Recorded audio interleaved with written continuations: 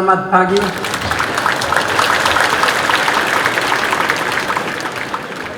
His Royal Highness Tuanku Muhriz Ibni Almarhum Tuanku Munawir, Chancellor of University Kebangsaan Malaysia, Her Royal Highness Tuanku Aisyah Rohani binti Almarhum Tunku Bashar Mahmud, members of the royal family, distinguished guests, members of UKM Board of Directors, Vice Chancellor of UKM, senior officers of UKM, distinguished guests, ladies and gentlemen.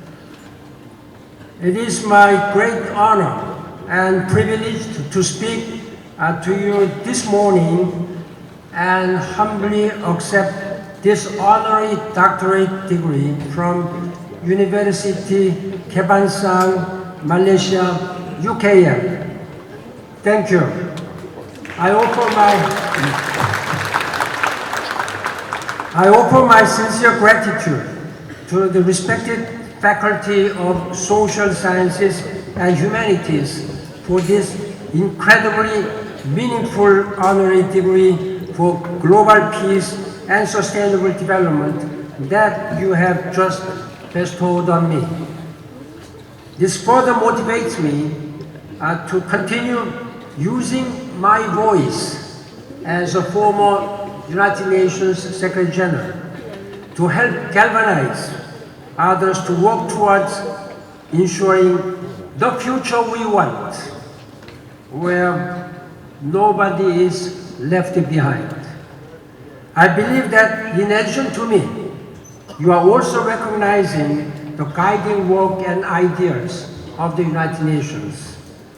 Thank you for this great honor and your recognition of ongoing international efforts to promote peace, achieve sustainable development, and combat climate change around the world. It is also wonderful to be back here in Malaysia. This is such a special country, one boasting deep history, UNESCO-recognized culture, and unparalleled culinary offerings that represent a true microcosm of the rich diversity that helps make this land so special. Thank you to the people and country of Malaysia. I'm also honored to give this inaugural speech to mark the Global Peace Talk series, a public lecture series the Faculty and Social Sciences and Humanity host as part of the celebratory programs for the 50th anniversary of the UKM next year. I take this opportunity to express my warmest congratulations to you all. Congratulations.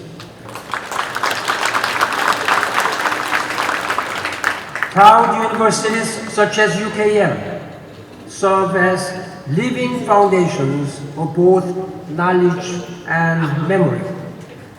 This helps us not only learn from the past, but assists us in assessing the present while providing us with the leaders to steer our shared future to new heights. Now more than ever before, the world needs a new generation of thinkers and doers. We need thinkers who can appreciate the scale of the challenges before us. And we need doers who will step forward to take action. This is particularly true in regards to achieving the United Nations Sustainable Development and climate change goals. Dear students, respected faculty members, distinguished guests, ladies and gentlemen, while serving as United Nations Secretary General for 10 years, I strive to exercise my global leadership duties by leveraging the power of partnership and promoting the spirit of global citizenship to tackle our most pressing challenges. With the transformative development of science and technology, communication, transportation, we are living in a small world. National boundary does not mean much. We are all same human being living in this world, so we are global citizens. This was vital in bringing the entire world together to agree to the United Nations 2030 agenda and its 17 Sustainable Development Goals, as well as the Paris Climate Change Agreement. These were two of the biggest and most important achievements the United Nations has made. Particularly, the Sustainable Development Goals with the 17 goals are the most ambitious, most far-reaching visions the United Nations has ever presented to the world's people, to make sure that nobody is left behind, to make sure that we live harmoniously with our nature. Adopted by 190 member states in New York on September 25th, 2015, the SDGs offers us the way forward to confront the most critical issues of our time. These include eradication of abject poverty, providing quality education, reducing inequality, addressing climate change, public health, and gender equality, among others. 4 years since this adoption, the SDGs have made tangible progress on bettering maternal mortality rates, combating poverty and hunger, and improving the quality of water and sanitation. But progress is unfortunately uneven on others, depending upon where you are living. And we need to move forward with a renewed sense of commitment, renewed sense of urgency, with only 11 years to go before 2030. Additionally, conflicts around the world and the deepening climate crisis are leading to troubling reversals in SDG implementations on the ground. To achieve the SDGs by 2030, we need an all-hands-on-the-deck approach, where everyone joins together in partnership to harness the ownership, stronger ownership, participation, and achieve active involvement from all sectors of our society. We must make sure that there should be a very strong tripartite partnership among governments, business communities, and civil society, including academia. And I believe that SDG 4 on quality education holds the key to doing so, as it is a cross-cutting enabler of each of the other 16 SDGs. Without educating our people, we cannot expect to implement all other 16 goals. Indeed, quality education, as UKM is providing, is critical for our corresponding efforts to end poverty, to achieve gender equality, scale up public health, and reduce inequality. Education is also essential for ongoing work in combating climate change, which is currently altering the character of our planet and creating dire risk and instability. That is why in 2012, I established Global Education First Initiative, GEFI, G-E-F-I, with former UK Prime Minister Gordon Brown as my special envoy, and Malala Yousafzai a Pakistani girl who was almost killed because she was studying as a girl. A girl with a textbook is a stronger weapon in addressing climate change. This is what Malala Yousafzai has been advocating. With this reality in mind, we must urgently step up our collective efforts to implement again the Paris Climate Change Agreement. The bottom line is that we don't have a plan B because we don't have planet B either. There are many people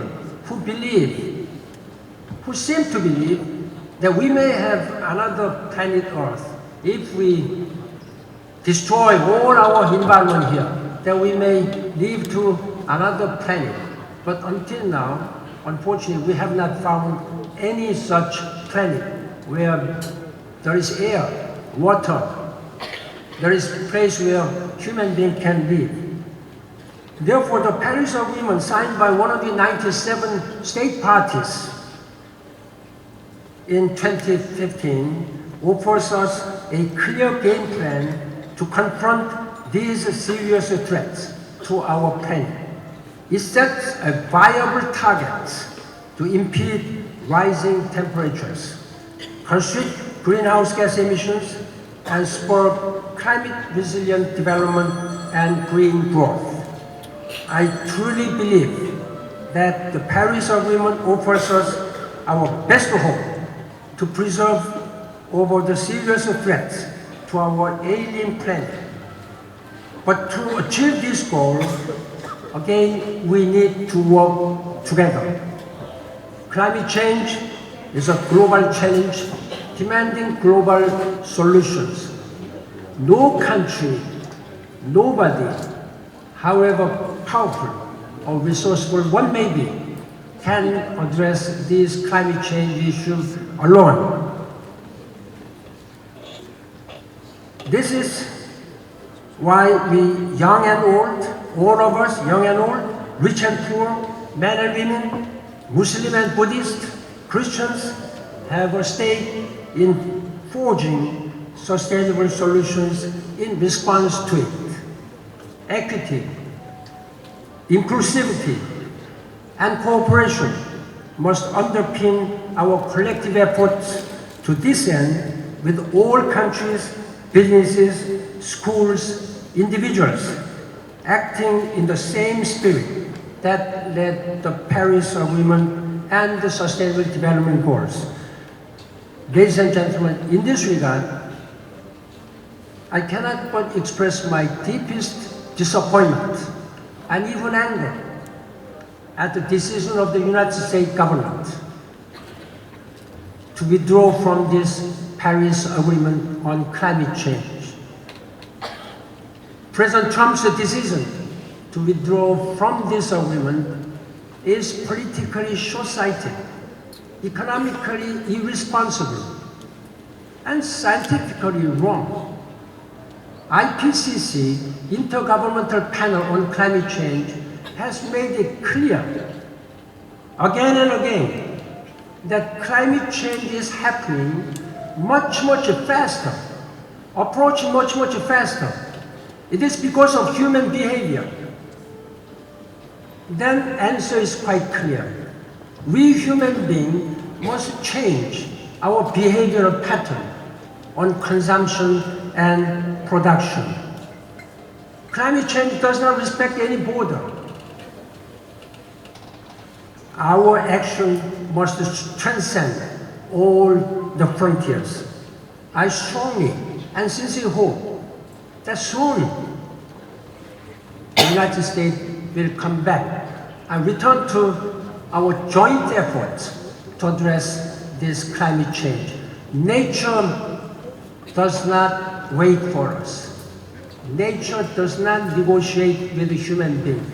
Thus, it is our human being. We have to learn how to live harmoniously with our nature. Nature goes its own way. Before it is too late, we have to change and listen to the voices of nature. Before rash of nature hit us, our humanity, you have seen all the tragic events which happened by cyclone, typhoon, all these rising sea waters. And I am really urging all of us, whether you are government officials, academia, business community, civil societies, we work together. And I'm asking particularly young people, you raise your voice, challenge your leaders, tell them that this is the world I am going to live forever. So make sure that political leaders, business leaders of this current generation live this planet Earth sustainable way. Ladies and gentlemen, there are individual actions which can all take us as well. And young people can lead these efforts.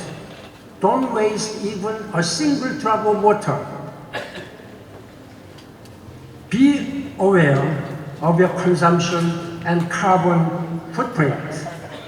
Learn more about supply chains and buy sustainable products. Recycle, compost, and avoid single-use plastic.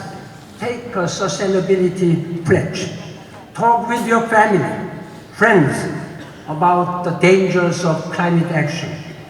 Climate change is here right now, and fighting it must be the overarching task of this generation.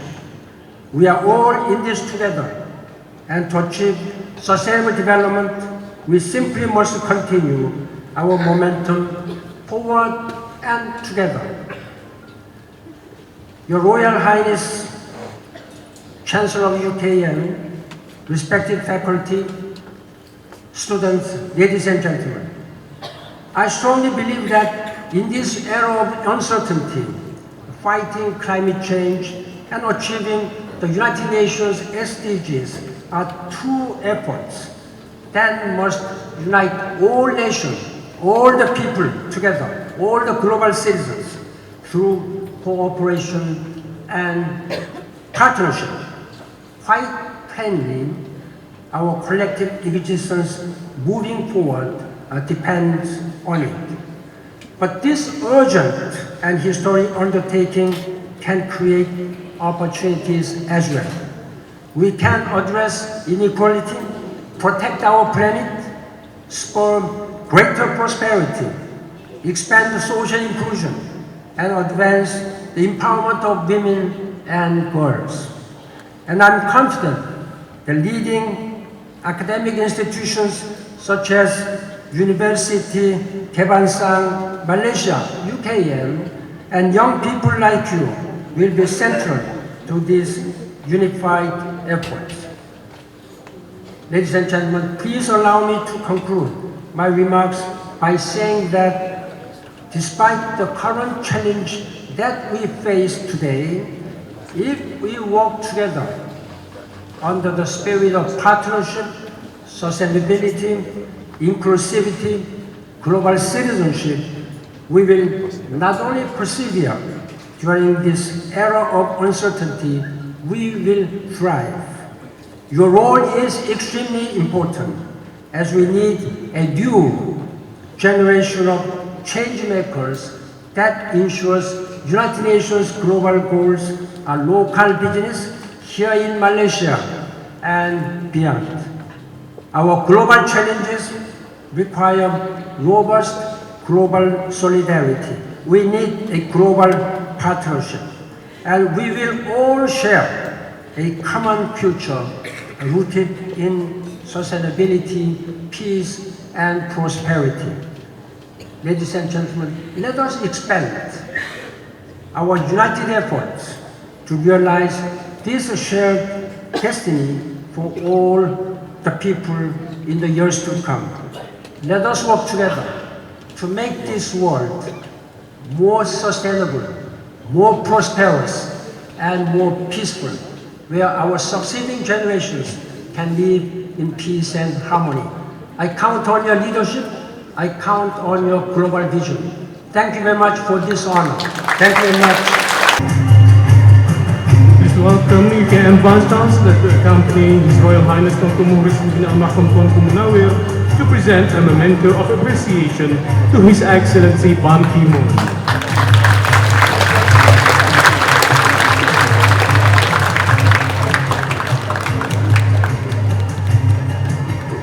In return, please welcome His Excellency Ban Ki-moon to present a special memento to His Royal Highness Tuanku Maurice Ibn Al-Mahram Tuanku Munawir.